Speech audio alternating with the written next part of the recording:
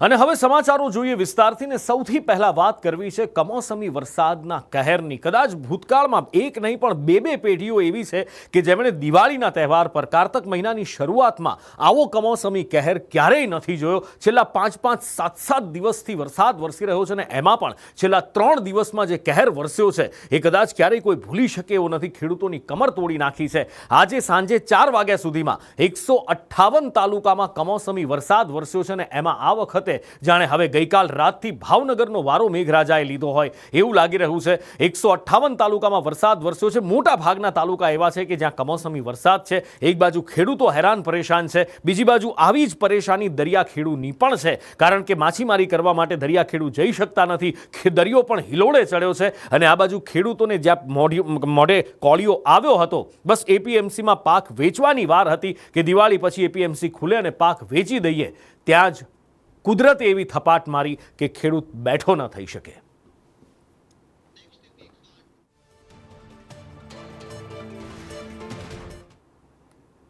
ખેડૂતોને હવે એક જ આશા છે કે કુદરત તો વેરી બની છે, પણ જો સરકાર બેલી બને તો કંઈક બે પાંદડે થવાય, તો આ નુકસાનીનો બોજ કંઈક ખેડૂત સહન કરી શકે। અને એના માટે જ પાક નુકસાનીના સર્વે માટે ખેડૂતો જાતે કરશે। કૃષિ પ્રગતિ એપના માધ્યમથી આ સર્વે કરી શકાશે એવો નિર્ણય લેવામાં આવ્યો છે। કૃષિ વિભાગે સર્વે અંગે ગાઈડલાઇન્સ પણ બહાર પાડી છે। રજિસ્ટર્ડ મોબાઈલ નંબર પરથી લોગિન થવાનું રહેશે અને એના પછી પાક નુકસાની ઓપ્શન પર જઈ અને સર્વે નંબર નાખવાનો રહેશે। સર્વે નંબર અને હદ ચકાસણી કરવાની રહેશે। સર્વે માટે ખેતરના 100 મીટર વિસ્તારમાં રહેવું પડશે અને ખેડૂતે પાકનું નામ, વાવણી લાયક વિસ્તાર એ બધું જ એની અંદર વિગત રૂપે આપવું પડશે। નુકસાનીના ફોટા પણ આપવા પડશે। 2 ફોટો આ એપ પર અપલોડ કરવાના રહેશે। એક ફોટો આખા ખેતરનો અપલોડ કરવાનો રહેશે અને બીજો પાક નુકસાની દેખાતી હોય એવો ફોટો અપલોડ કરવાનો રહેશે। વધુ માહિતી સાથે લાઈવ જોડાયા છે સહયોગી સંવાદદાતા હિરેન રાવલ। હિરેન, ખેડૂતોના બેલી બનવા, ખેડૂતોના હામી બનવા માટે તરત સર્વે કરવાની સરકારે વાત કરી છે અને આ એક ખેડૂતો માટે ખૂબ જ સારો રસ્તો છે, કારણ કે પાક નુકસાનીના સર્વે માટે ઘણા બધા એવા સવાલો અત્યાર સુધીમાં હતા કે ખેડૂતને એક વિશ્વાસ નહોતો કે સરકાર અમારી સાથે ન્યાય કરશે કે કેમ, પણ આ એપ ઉપરથી જ્યારે ખેડૂત પોતે જ પોતાની નુકસાની બતાવી શકશે તો એક ખેડૂતો માટે વરદાન સમાન સાબિત થશે।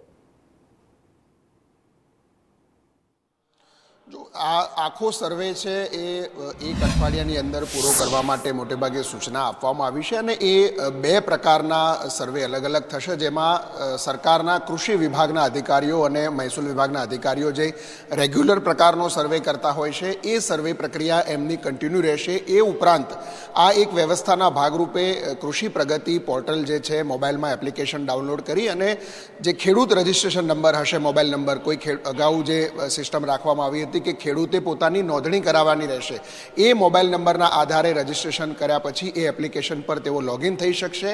એ લોગિન થયા પછી જે જરૂરી ડિટેલ છે ખરીફ પાક 2025-26ની ડિટેલ અંતર્ગત એમણે એમાં ડિટેલ આપવાની રહેશે।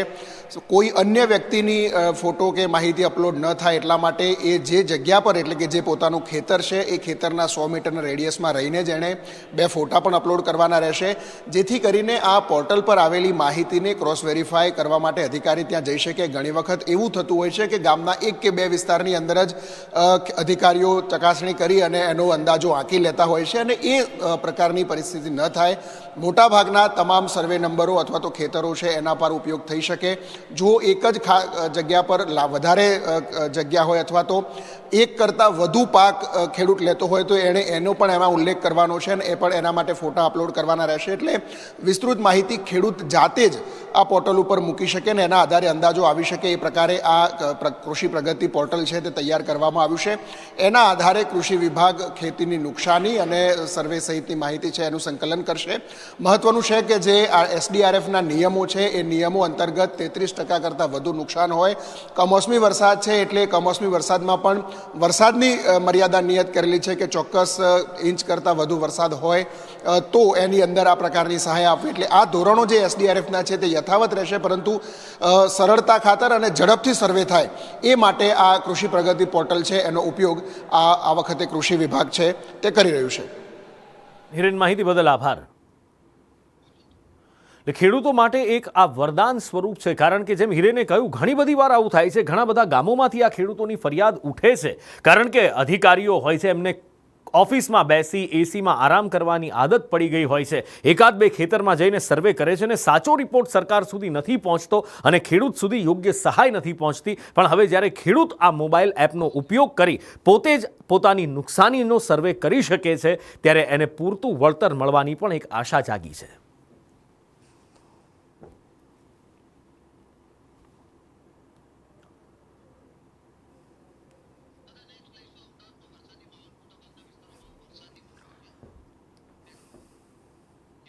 કારતક મહિનો શરૂ થાય એટલે આમ તો શિયાળાની શરૂઆત થઈ જાય છે અને શિયાળાની શરૂઆત થઈ પણ હતી, થોડી ઠંડી અનુભવાવા લાગી હતી સાંજે અને સવારે, પણ એ બધા વચ્ચે કમોસમી માહોલ જામી ગયો, વરસાદી માહોલ જામી ગયો અને મોટાભાગના વિસ્તારોમાં અમદાવાદમાં પણ આજે સવારથી જ વરસાદ વરસી રહ્યો છે. આમ તો ગઈકાલ રાતથી જ મેઘાવી માહોલ હતો, છેલ્લા 2-3 દિવસથી આવી રીતે વરસાદી માહોલ રહે છે. ક્યારેક વચ્ચે સૂર્યનારાયણના દર્શન થાય છે, પછી એ થલતેજ વિસ્તાર હોય, વસ્ત્રાપુર હોય, સાબરમતી, બોળકદેવ, જીવરાજ કે પછી પશ્ચિમ વિસ્તાર હોય કે પૂર્વ વિસ્તાર, દરેક જગ્યાએ અમદાવાદમાં જાણે કે ચોમાસું ફરી પાછું બેઠું હોય એવો માહોલ છે.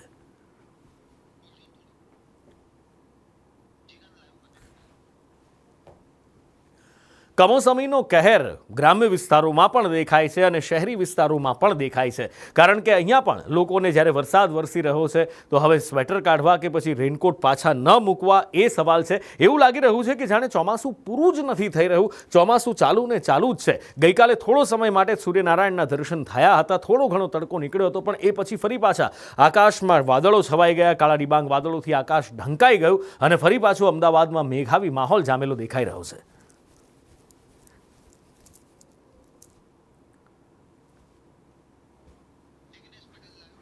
વધુ માહિતી સાથે સહયોગી સંવાદદાતા જિગ્નેશ લાઈવ જોડાયા છે. જી જિગ્નેશ. વાત કરવામાં આવે તો વરસાદી માહોલ અમદાવાદમાં છવાયો છે. હવામાન વિભાગે જે પ્રમાણે આગાહી કરી હતી કે 2 દિવસ સુધી જે વરસાદી માહોલ છે તે રહેવાનો છે અને ખાસ કરીને સૌરાષ્ટ્ર પંથક અને જે દક્ષિણ ગુજરાતનો વિસ્તાર છે ત્યાં ભારેથી અતિભારે વરસાદ પણ વરસી શકે છે. આઈએમડી વિભાગે જે બ્રોડકાસ્ટ જાહેર કર્યું હતું જેના અંદર કેટલાક વિસ્તારોમાં યલો એલર્ટ પણ આપવામાં આવ્યું હતું, જેમાં આવતીકાલ બપોર સુધી હજી ભારે વરસાદ છે તેની આગાહી વ્યક્ત કરવામાં આવી છે અને સાથે જ અમદાવાદમાં પણ વહેલી સવારથી જે અષાઢી માહોલ કહી શકાય કે તેવું વાતાવરણ જે વરસાદી વાતાવરણ બન્યું છે અને આ જે માવઠું પડે રહ્યા છે છેલ્લા 3 દિવસથી અમદાવાદ સહિત રાજ્યભરના જે તમામ વિસ્તારોની અંદર, તેના કારણે સૌથી વધુ માર છે તે ખેડૂતોને ભોગવવાનો આવ્યો છે. પરંતુ જે વરસાદી માહોલ છે તેના એક તરફ ઠંડી તો બીજી તરફ ઉકળાટનો માહોલ પણ શહેરમાં કેટલીક જગ્યાએ જોવા મળ્યો છે. આજે બપોરે પણ અચાનક જ કેટલાક વિસ્તારમાં વરસાદ તૂટી પડ્યો હતો અને ત્યારબાદ ફરી એક વખત ઉકળાટનો સામનો અમદાવાદવાસીઓ કરી રહ્યા છે અને અત્યારે પણ અમદાવાદના અંદર મોટાભાગના વિસ્તારોની અંદર વાદળછાયું વાતાવરણ, વરસાદી વાતાવરણ છવાયેલું છે અને ક્યાંક હજી પણ ધીમી ધારે વરસાદ વરસી રહ્યો છે. જિગ્નેશ, માહિતી બદલ આભાર.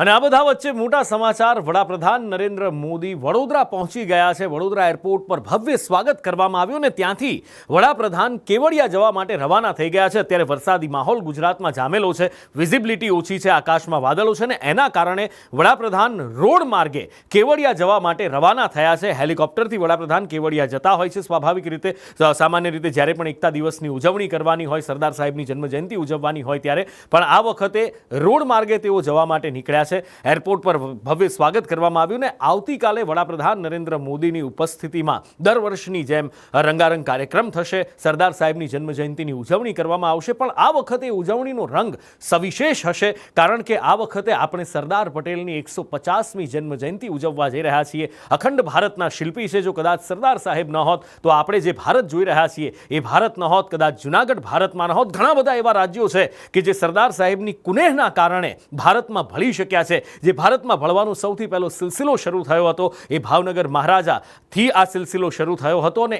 એટલા માટે જ રજવાડાઓનું પણ ખૂબ યોગદાન છે અને આવતીકાલે એ રજવાડાના મ્યુઝિયમનું પણ વડાપ્રધાન નરેન્દ્ર મોદી ખાતમુહૂર્ત કરવાના છે.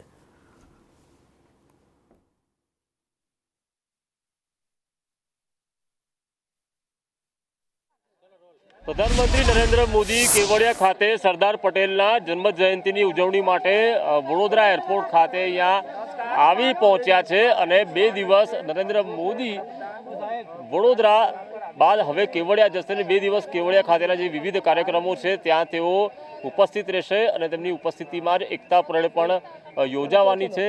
સૌથી મહત્વની વાત છે કે આ વડોદરા એરપોર્ટ ખાતે હાલ અહીંયા બંદોબસ્ત ગોઠવી દેવામાં આવ્યો હતો, કારણ કે જ્યારે ફ્લાઇટ તેમની વડોદરા એરપોર્ટ પહોંચે ત્યારે પાયલોટ જો નક્કી કરે કે ફ્લાઇટ ઉડાવી શક્ય નથી કારણ કે હવામાન ખરાબ છે, તો તેને લઈને બાય રોડ જવા માટેની પણ વૈકલ્પિક વ્યવસ્થા પહેલેથી જ કરી દેવામાં આવી હતી અને તેને લઈને હાલ તમામ જે રૂટ છે તે પણ બંધ કરી દેવામાં આવ્યા છે। એરપોર્ટથી આવવા જવાના તમામ જે ટ્રાફિક છે તે પણ અહીંયા રોકી દેવામાં આવ્યો છે અને હવે બાય રોડ પ્રધાનમંત્રી નરેન્દ્ર મોદી આપ દ્રશ્યો નિહાળી શકો છો। આ જે કાર છે તેમાં જ પ્રધાનમંત્રી અંદર ઉપસ્થિત છે અને તેઓ હાલ કેવડિયા ખાતે જવા બાય રોડ રવાના થયા છે। અહીંયાથી ગોલ્ડન ચોકડી થઈને તેઓ ડભોઈ જશે અને ડભોઈવાળા રોડથી તેઓ એકતાનગર પહોંચશે, એટલે કે સમગ્ર જે કાફલો છે તે હાલ અહીંયા બાય રોડ જવા માટે અહીંયા રવાના થયો છે અને 2 દિવસ જે વિવિધ જે કાર્યક્રમો છે તે એકતાનગર ખાતે યોજાવાના છે અને તેને લઈને જે આજે અહીંયા તેઓ એરપોર્ટ ખાતે આવ્યા હતા અને વાતાવરણ ખરાબ હોવાથી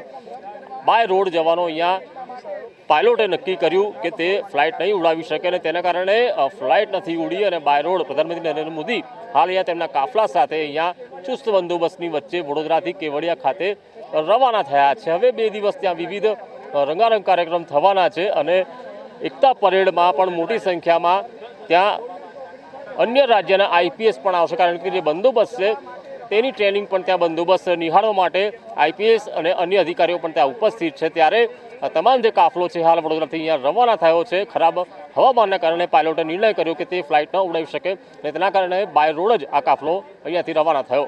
કેમેરા પર્સન નિકેશ વણન સાથે કુણાલ શર્મા, સંદેશ ન્યૂઝ, વડોદરા।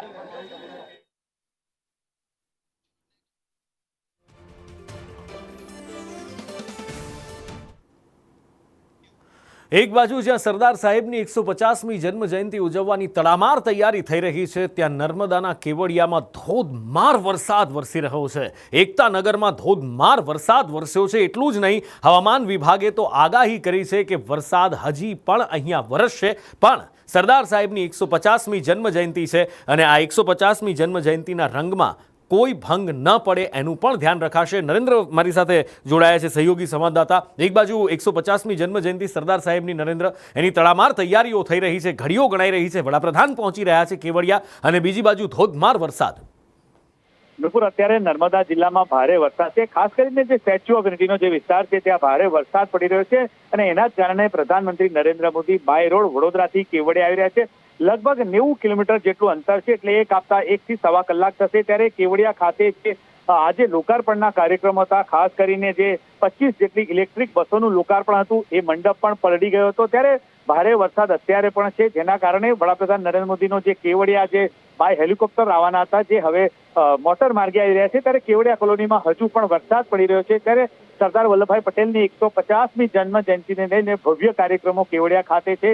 આવતીકાલે પ્રધાનમંત્રી નરેન્દ્ર મોદી એકતા પરેડની સલામી લેશે। ત્યારે પહેલી વખત સ્ટેચ્યુ ઓફ યુનિટી ખાતે આ મોટા જે પ્રજાસત્તાક પર્વે 26 જાન્યુઆરીએ જે પરેડ થાય છે તેવી પરેડનું આયોજન અહીંયા થયું છે, પરંતુ ભારે વરસાદ અત્યારે પણ પડી રહ્યો છે અને આવતીકાલે પણ વરસાદની આગાહી છે, જેના કારણે અત્યારે જોવા જઈએ તો સમગ્ર વિસ્તારમાં વરસાદના કારણે જે સુરક્ષા કર્મીઓ હોય, પોલીસ કર્મીઓ હોય, એ પણ અત્યારે રેનકોટમાં અહીંયા ફરતા જોવા મળી રહ્યા છે અને પ્રધાનમંત્રી નરેન્દ્ર મોદીનો આજનો જે લોકાર્પણનો કાર્યક્રમ છે જેને લઈને હજુ કોઈ અપડેટ આવ્યું નથી। નરેન્દ્ર, માહિતી બદલ આભાર।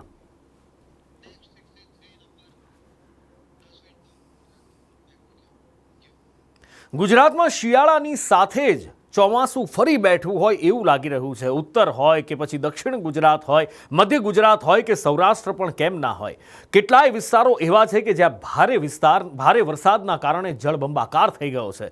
ભાવનગરનું તળાજા, પાલીતાણા, વરસાદ ખાબકવાથી ચારે બાજુ પાણી જ પાણી। આ બાજુ ઘોઘા, રાજકોટમાં તમે જાઓ તો ઉપલેટા, અમરેલીમાં જાઓ તો રાજુલા, ગીર સોમનાથ, ઉના, બધું જ પાણી પાણી થઈ ગયું છે। આ બાજુ દક્ષિણમાં સુરતમાં પણ વરસાદ, ઉત્તરમાં ગાંધીનગરમાં, અમદાવાદમાં, મધ્યમાં વડોદરામાં પણ વરસાદ અને વરસાદ દેખાઈ રહ્યો છે।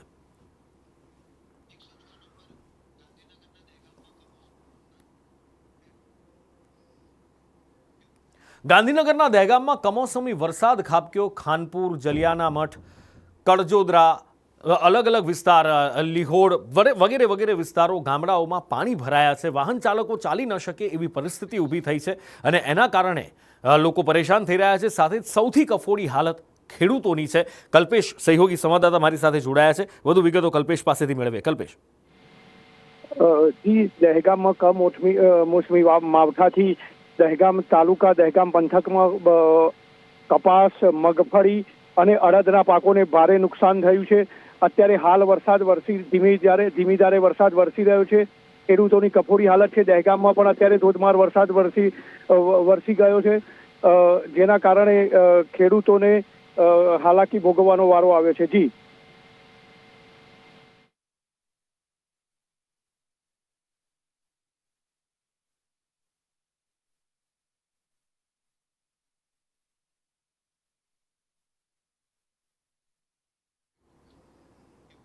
આ બાજુ ભારે વરસાદથી ભાવનગરના ખરેડ ગામમાં હાલાકી છે. અહીંયા 2 દિવસની અંદર અધધ 15 ઇંચ વરસાદ ખાબકી ગયો છે અને ગામની હાલત કફોડી થઈ ગઈ છે.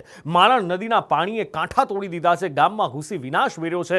100 થી 120 ઘરોમાં અનાજ પલળી ગયું છે અને ધસમસતા પાણી આ ગામના મુખ્ય કોઝવે પર એવી રીતે આવ્યા કે કોઝવેને પોતાની સાથે વહાવીને લઈ ગયા અને વાહન વ્યવહાર સંપૂર્ણ બંધ થઈ ગયો છે. ગામ વિખૂટું પડી ગયું છે. લાલભાઈ, ગામના સરપંચ લાલભાઈ અમારી સાથે જોડાયા છે. સરપંચ સાહેબ, સ્વાગત છે આપનું સંદેશ ન્યૂઝમાં. કદાચ આની પહેલા આવો કમોસમી વરસાદ સાહેબ ક્યારેય નહીં જોયો હોય અને કેવી પરિસ્થિતિ છે અત્યારે ગામમાં?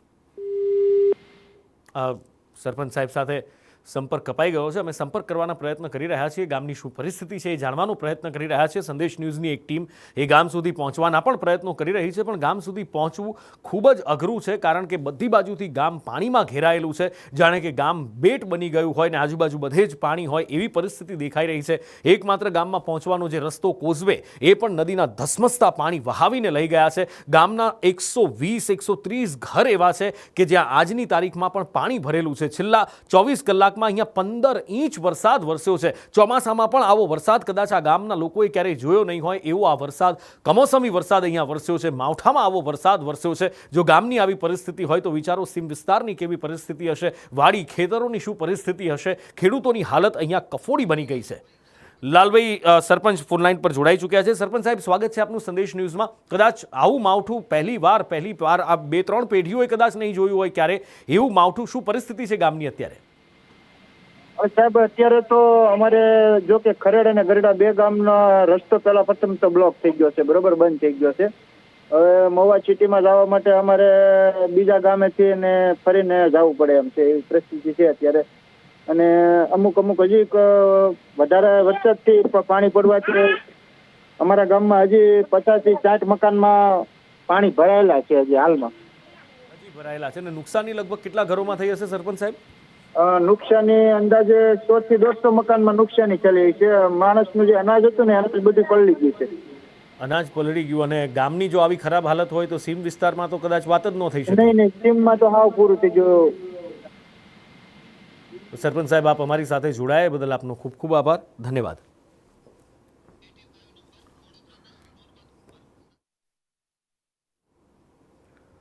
આ બાજુ વડોદરાના શિનોરમાં પણ ધોધમાર વરસાદ વરસ્યો છે. શિનોર, સેગવા, બાકરલમાં વરસાદ વરસ્યો છે અને એના કારણે ખેડૂતોની હાલત ખરાબ થઈ ગઈ છે. એની સાથે સાથે રસ્તા પરથી પણ પાણી વહી નીકળ્યા છે. લોકોને પણ પસાર થવામાં મુશ્કેલી પડી રહી છે. ખેડૂતોની તો અહીંયા પણ વાત થાય એમ નથી, કારણ કે અહીંયા ખેડૂતોનો ઊભો પાક, ખેડૂતોનો લણી લેવાયેલો પાક બધું જ બરબાદ થઈ ગયું છે.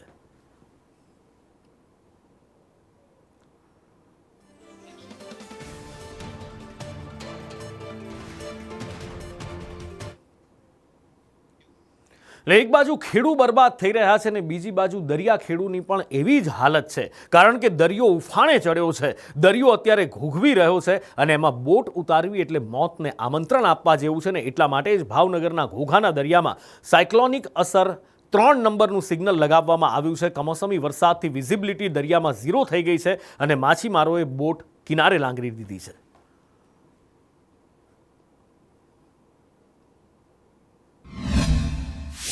હવામાન વિભાગ દ્વારા આપવામાં આવેલી કમોસમી વરસાદની આગાહીને પગલે ભાવનગર શહેર અને જિલ્લામાં સતત 3 દિવસથી અવિરતપણે કમોસમી વરસાદ છે તે વરસી રહ્યો છે। ભાવનગર શહેરની જો વાત કરીએ તો ભાવનગર શહેર ઉપરાંત જિલ્લામાં હાલ અત્યારે ઘોઘાનો જે દરિયા કિનારો છે તે દરિયામાં અત્યારે પાણીની આવક છે તે શરૂ થઈ છે। રોજિંદા દિવસો કરતા આજના દિવસમાં કહી શકાય કે ભાવનગરનો જે ઘોઘાનો દરિયો છે તેમાં અત્યારે છે તે પાણીનો કરંટ છે તે જોવા મળી રહ્યો છે। પવનની ગતિ છે તેમાં પણ થોડો વધારે છે તે વધારો જોવા મળ્યો છે। આ ઉપરાંત કહી શકાય કે ભાવનગરના જે ઘોઘાનો બંદર છે, મહુવાનો બંદર છે, સમગ્ર બંદર ઉપર 3 નંબરનું સિગ્નલ છે તે લગાવી દેવામાં આવ્યું છે। સુરક્ષાના ભાગરૂપે કહી શકાય કે જે માછીમારી કરતા જે માછીમારો જે છે તેમની તમામ બોટો છે તે દરિયા કિનારે લાંગરી દેવામાં આવી છે અને કહી શકાય કે ભાવનગરનું વહીવટીતંત્ર કોઈ પણ જે કહી શકાય કે જે કોઈ પણ મુશ્કેલી છે તેને પહોંચી વળવા માટે તેને સંપૂર્ણપણે એલર્ટ થઈ ચૂક્યું છે। મયુર દવે, સંદેશ ન્યૂઝ, ભાવનગર। આ બાજુ ગાંધીનગરમાં પણ વરસાદ વરસ્યો અને વરસાદના કારણે સચિવાલય વિસ્તારમાં પાણી ભરાઈ ગયા છે। ખાસ તો અહીંયા વીઆઈપી એરિયામાં પાણી ભરાયા છે અને તંત્ર કામે લાગી ગયું છે। પાણીના નિકાલ માટે ગટરના ઢાંકણા ખોલવા માટે અત્યારે ફોજ નીકળી ચૂકી છે। વીઆઈપીને ક્યાંય પણ તકલીફ ના પડે એની ખાસ તકેદારી રાખવામાં આવી રહી છે, કારણ કે સચિવાલય છે, સચિવાલયના રોડ રસ્તા છે, અહીંયાથી મંત્રીઓ પસાર થાય, ધારાસભ્ય પસાર થાય, મુખ્યમંત્રી પસાર થાય, નાયબ મુખ્યમંત્રી પસાર થાય અને એમના જો ચપ્પલ ભીના થાય તો તકલીફ થાય। ભૂતકાળમાં આપણે જોયું છે ને, પેલા વાઇપર લઈ અને ત્યાં આગળ પાણી સાફ કરવું કે જેથી કરીને નેતાજીના ચપ્પલ પણ ભીના ન થવા જોઈએ, આટલી તકેદારી સચિવાલયમાં રખાઈ છે।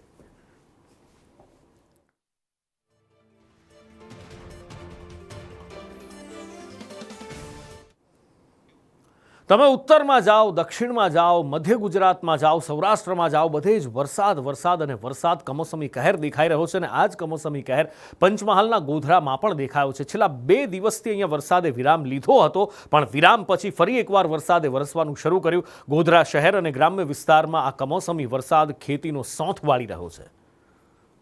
આગળ વાત કરવી છે ડાંગ જિલ્લાની। આમ તો અહીંયા વરસાદ પડે ત્યારે વાતાવરણ ખીલી ઉઠતું હોય છે, પણ કમોસમી વરસાદ પડે ત્યારે ખેડૂતોના કાળજા કંપી જતા હોય છે। એવું જ અત્યારે ડાંગના સુબીરમાં થયું છે। અહીંયા 2 કલાકમાં 2 ઇંચ વરસાદ વરસ્યો છે અને પૂર્ણા નદીના પાણી રોડ પર ફરી વળ્યા છે। વઘાઈમાં પણ 1.5 ઇંચ વરસાદ વરસ્યો છે। વાતાવરણ આહલાદક બની ગયું છે, પણ ખેડૂતોના પેટમાં ફાળ પડી છે, કારણ કે ડાંગર, વરાઈ, નાગલીના પાકને ભારે નુકસાન થયું છે।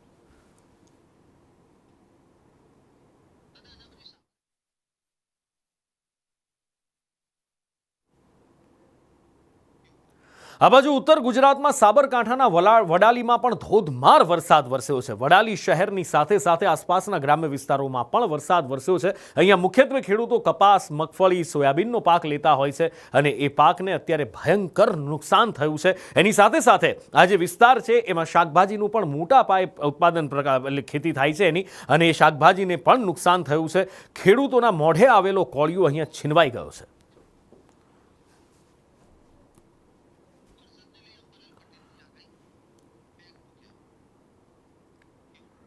વરસાદ માટે અંબાલાલ પટેલે આગાહી કરી છે। આ વરસાદી કમોસમી કહેર ક્યારે અટકશે એ સૌ કોઈ પ્રાર્થના કરી રહ્યા છે કે જલ્દી અટકે, પણ અંબાલાલ કાકાનું કહેવું છે કે 48 કલાક સૌરાષ્ટ્ર માટે હજી પણ ભારે છે।